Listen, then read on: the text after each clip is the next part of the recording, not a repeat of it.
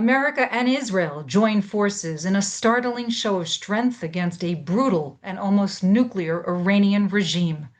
As the world watched, President Trump made good on his threat to wipe out Iran's nuclear facilities. To understand this historic moment, former Israeli ambassador to the United States, Michael Oren, joins me. Thank you. It's great and an honor to be with you, Felice. Hi. Michael, what a moment in time. You are not only a diplomat, but also a historian, so today must be quite the day for you. How do you rate this achievement in the annals of history? Well, first of all, this is the first time in the history of this country, the state of Israel, where the United States has joined us in offensive operations.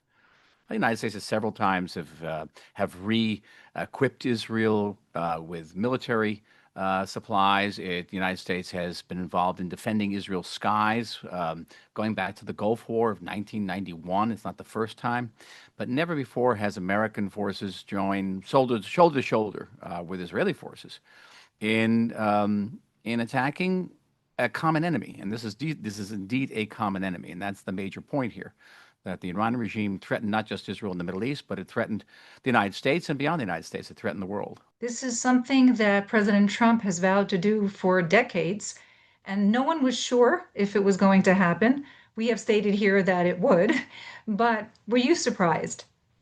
At the end of the day, I was beginning to become skeptical.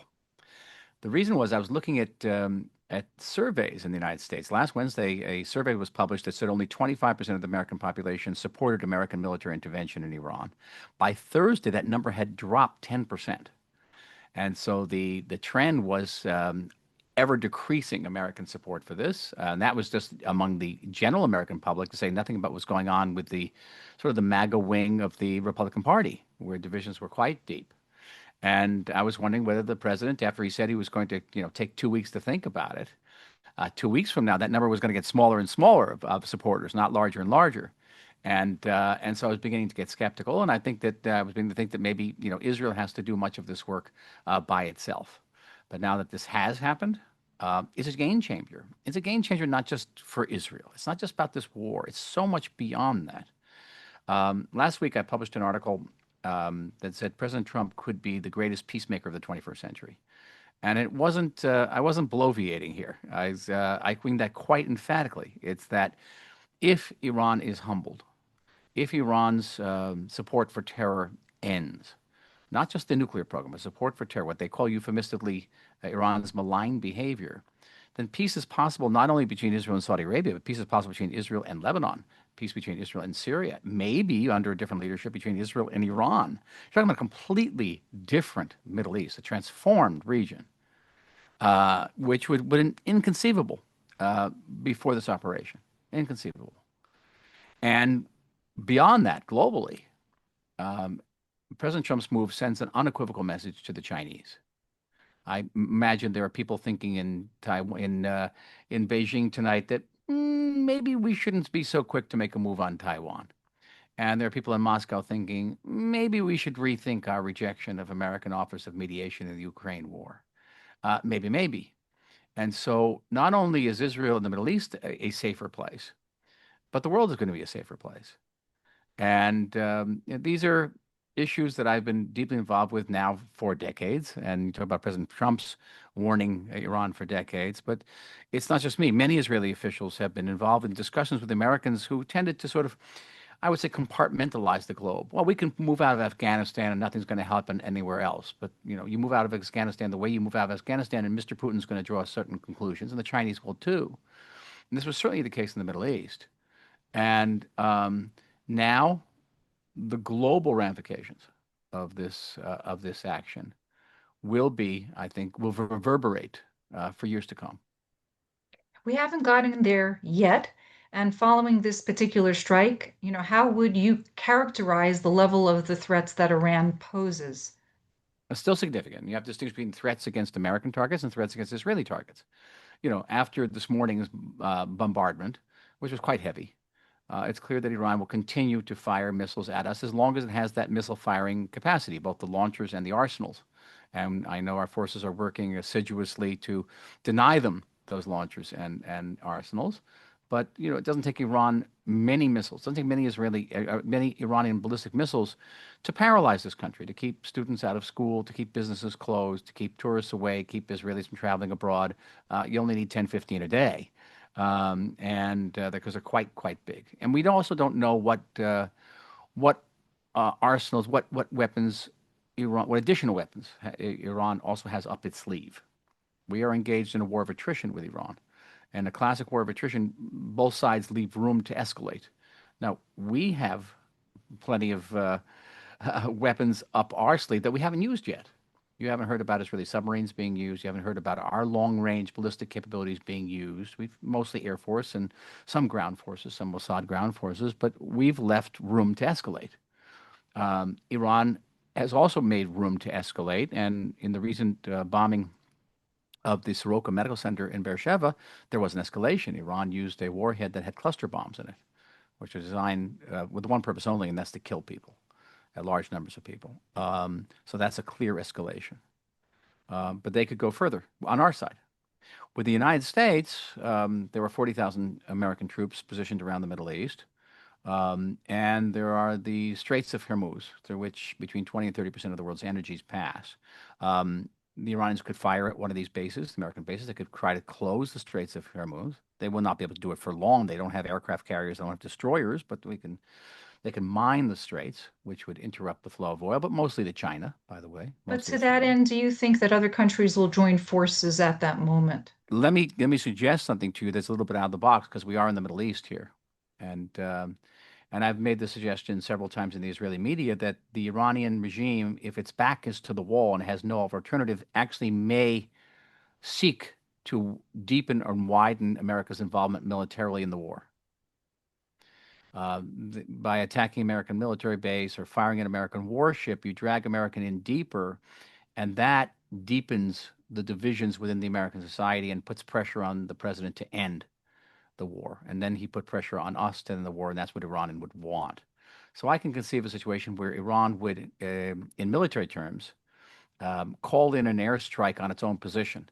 And the airstrike would be an American airstrike on Iranian position in order to create political shockwaves in the United States.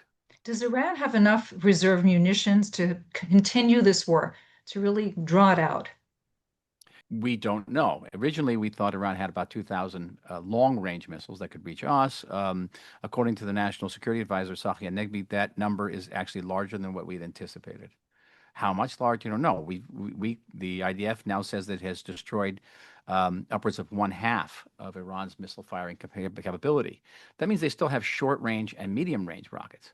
So another way that Iran could drag the United States in is by firing at the Saudis, firing at the Emiratis, or firing at some of the American bases, which are very close by, particularly American air bases. The Iranians have stated that they removed the uranium prior to the large attack that the United States just imposed. Do you give credence to these reports? I think we have to. I think we have to, and it's not illogical.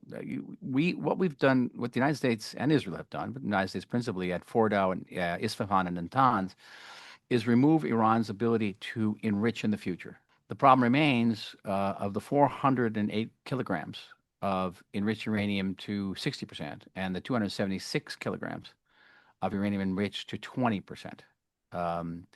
And as long as Iran retains those stockpiles, then Iran isn't sorry.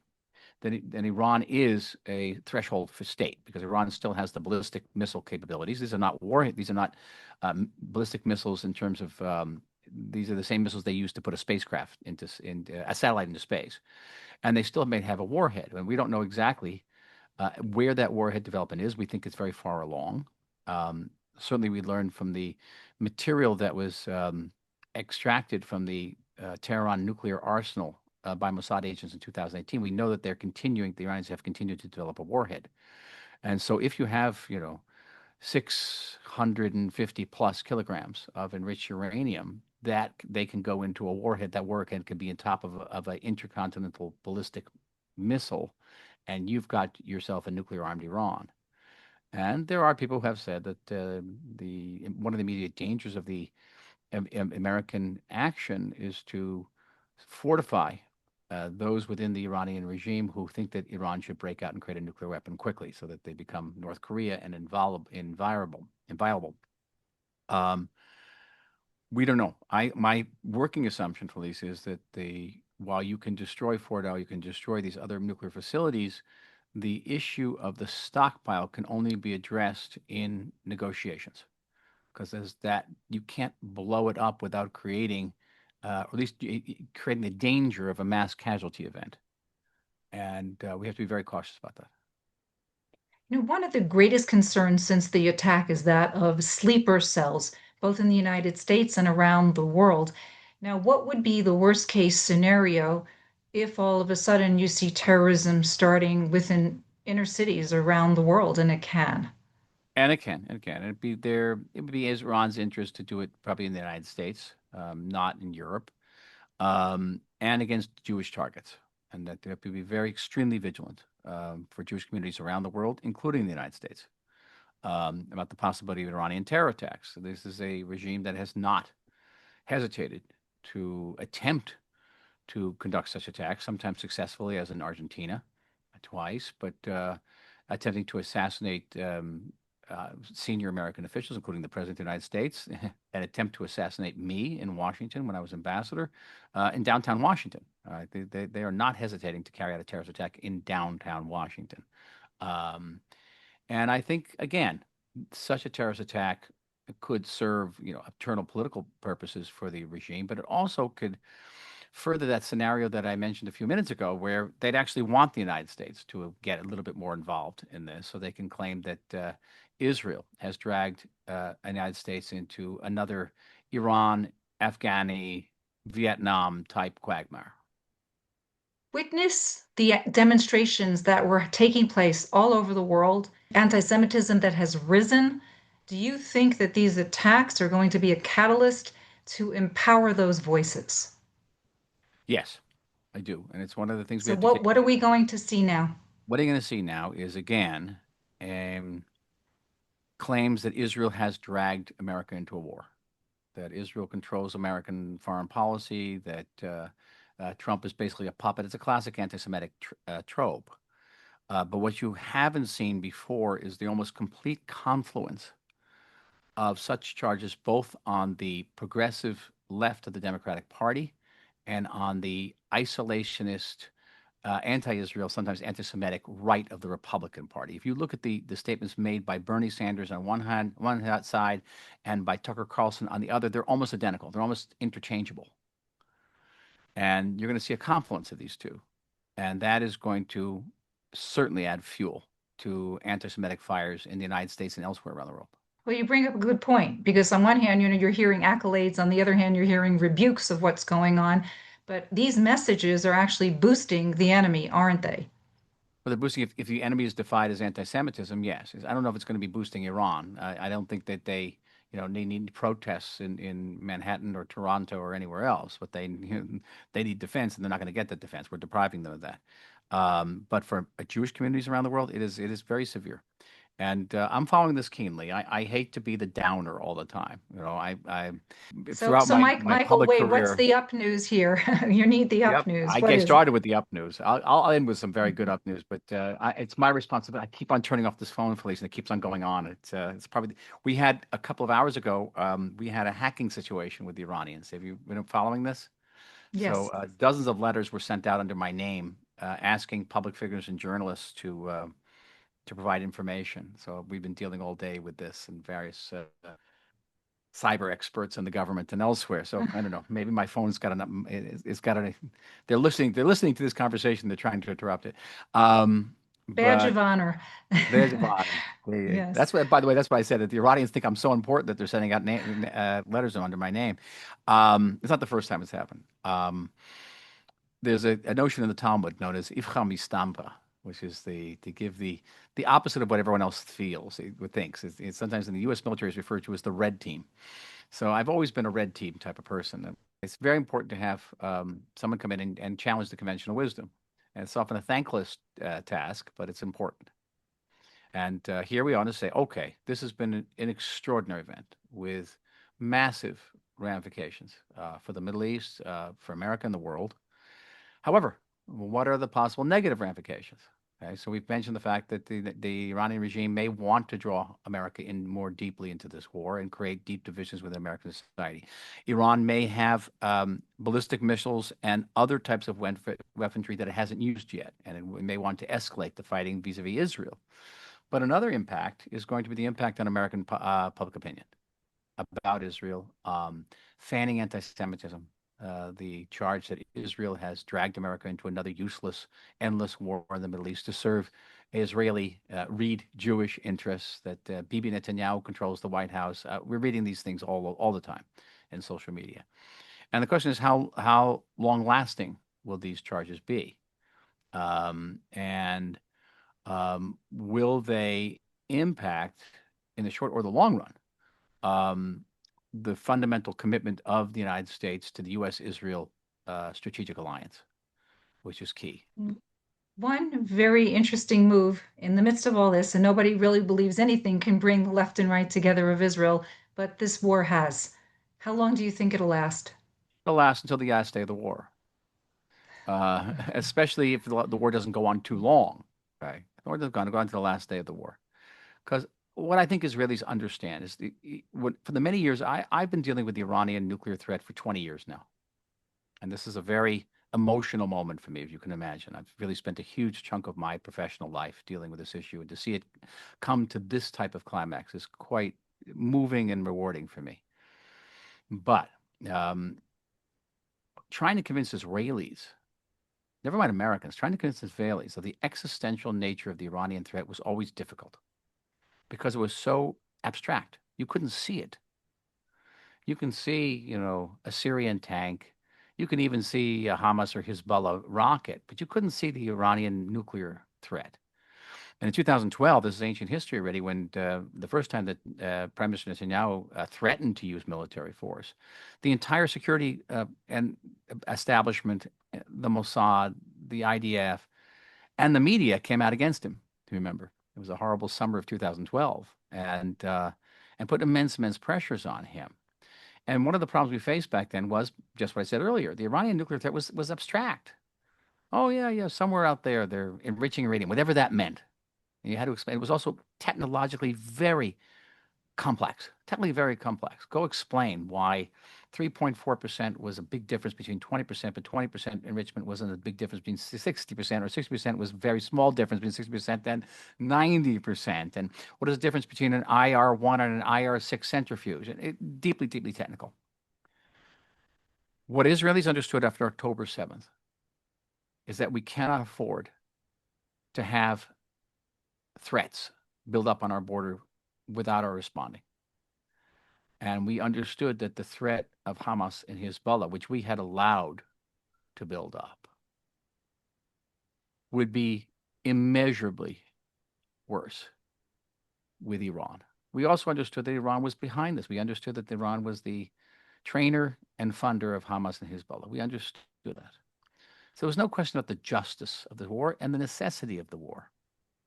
Now we had to deal with and I've had to deal all week long with the claim by the mainstream media in the United States, that America's intelligence services did not think Iran was on the verge of creating a nuclear weapon, and that Netanyahu launched the attack when he did to prevent Donald Trump from reaching an agreement with the Iranians. Yeah, I'm sure you've heard this many times, Felice. Mm-hmm. And you can remind the media that Donald Trump had given the Iranians 60 days to make a deal, and they violated it. They exceeded their time, and that there was no movement whatsoever toward what became the administration's fundamental demand, which was for the dismantlement of the Iranian program, not just capping the enrichment. That was the JCPOA. That was the Iranian nuclear deal of 2015. Put a cap. It didn't dismantle anything. But and then say, there are different evaluations, different estimations among all the intelligence communities. When I was in government, I was in the highest level discussions with the United States about the Iranian nuclear program. We looked exactly at the same information, the same aerial photographs, the same intelligence reports. We had the same conclusions about where the Iranian nuclear program was, where there were huge differences, well, with the Obama administration, there was philosophical differences. They thought Iran could be induced to be what they called a responsible regional power. We know that wasn't true, but it was also our margin of error, right? And with the United States, a country that's not threatened by nuclear annihilation by the Iranians, is far away. The margin of error was much bigger. Our margin of error vis-a-vis the Iranian nuclear program was exactly zero. And here I want to quote an esteemed former colleague of mine, Yaakov Amidor, the former national security advisor. He used to say four lines, which I think summed up the whole problem, which was these. Here are the four lines. It's too early. It's too early. It's too early.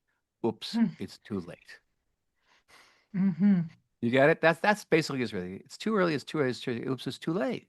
And oops was our annihilation. Maybe it was a complex situation for the United States, but for us, it was existential. So we have to respond in that way.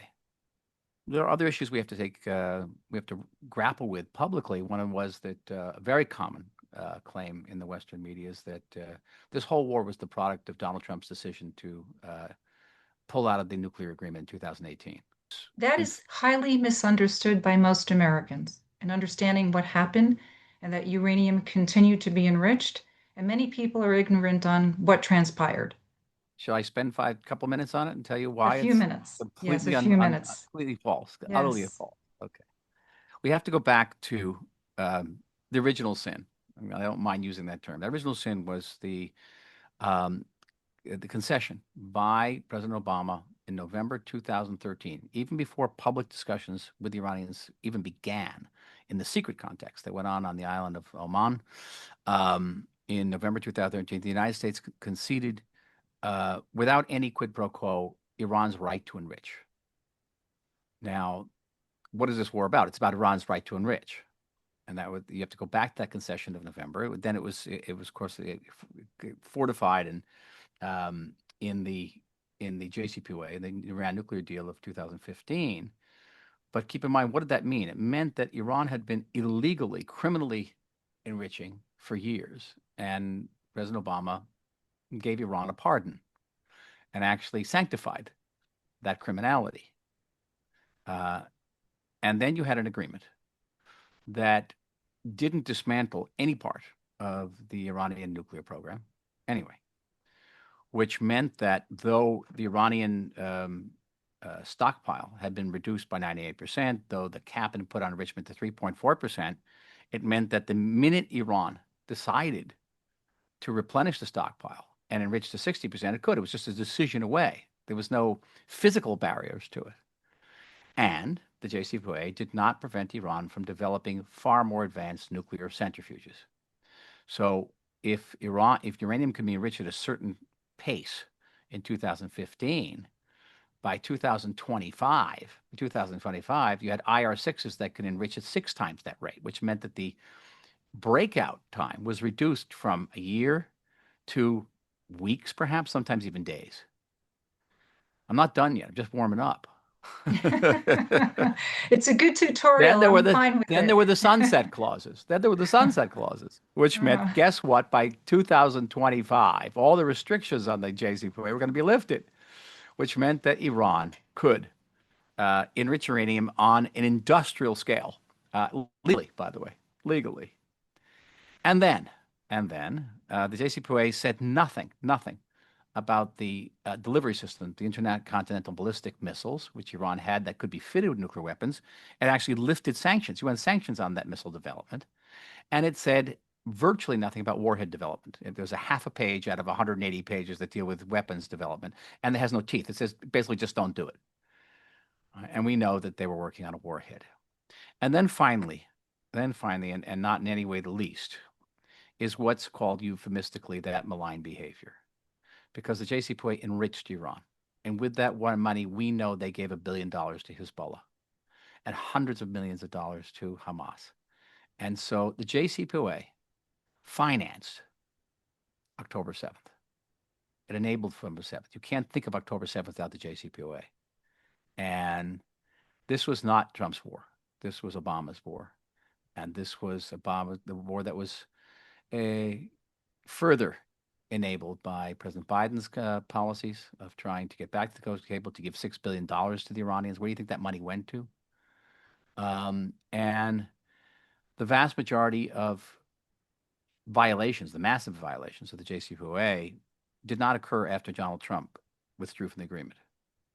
They occurred after Joe Biden was elected president. You know, Michael, people are looking and listening to what's happening in Israel, especially in the United States, and they can't quite understand what's happening at the moment, how people are feeling. And I want to put a human face on this for a moment. And you walk in the streets, and most Israelis are steadfast. Many are not even afraid.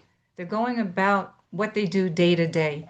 How do you explain, again, you were Yeah. former ambassador from Israel to the United States, American born, to most average Americans, what it's like under war? Well, let me correct one thing. We are afraid. Okay. It depends what you do with the fear. This morning, I'm sitting in our safe room with my family, my wife, and the booms are very close. So you have the feeling of what it's like to have been a resident of London in 1940 during the Blitz. And this is every night. And we hear these booms getting closer and getting louder. And we know that even being in a safe room is no guarantee. That if your building sustains a direct hit, nothing's going to protect you. This is 200 pounds of TNT, Right. enough to take down a city block. So yes, there is fear. But what's remarkable is that between the sirens, Israelis are out on the beach. I have a pool nearby. You can see the pool is crowded with people, crowded with children. And one of it is just by habit. I remember during my time in Washington, there was the marathon bombing in Boston, a horrific event. It was caused by terrorists Islamic terrorists who set off a pressure cooker bomb. Terrible. But Boston closed down for 3 days. They closed down the trains. They closed down the airport. People didn't come out of their houses. We're just used to this. We've got it down to something of a science. But it's beyond that. Israel has never known a second of peace. In my own time here, and I've been here almost as long as you, maybe a little longer, Felice, we have been Mhm. at war. I Mm. participated in the siege of Beirut in 1982, and I don't know how many different operations against Hamas and Hezbollah, and the Second Lebanon War, and the Gulf Wars, uh, and the Intifadas, and on and on and on. We are very resilient. We are tough as nails. And then the bigger question: we are the Jewish state, and what is Jewish history but a chronicle of resistance and resilience? Um, we are here, and that is the greatest testament to any people's resilience. You're not going to find anything like it in the world. If I could just end with a story, um, Mhm. before the war, my wife and I visited Sicily, and the height of the trip was actually the depth of the trip. It was in Palermo. You go under the city, you go down about 30 feet on stone hewn steps down to the oldest mikveh baths in Europe, which are still running. And you come up after this extraordinary experience, and you see ruins from the Arabs and the Ottomans and the Crusaders and the Romans and the Greeks. And you say to yourself, where are they? They're all gone. We are still here. And what you're seeing today played out in Israel is that same resilience that kept the mikveh baths running for 2,000 years, keep this country running. Some in the audience don't know what a mikveh is. Oh, a mikveh bath is a ritual bath for purity. Um, Thank you for pointing that out. Uh, that's the resilience, and we are tough. Well, Michael, you've got a lot of pages to fill the history books that people will be reading in the future. Yeah. And I can't quite imagine where you want to begin, but we do hope you'll join us I again. will. In the middle of it, it's not over. Thank you very much, Thank you to all. Ambassador Thank you, Michael Felice, as Oren. always. Okay, take care. Bye bye.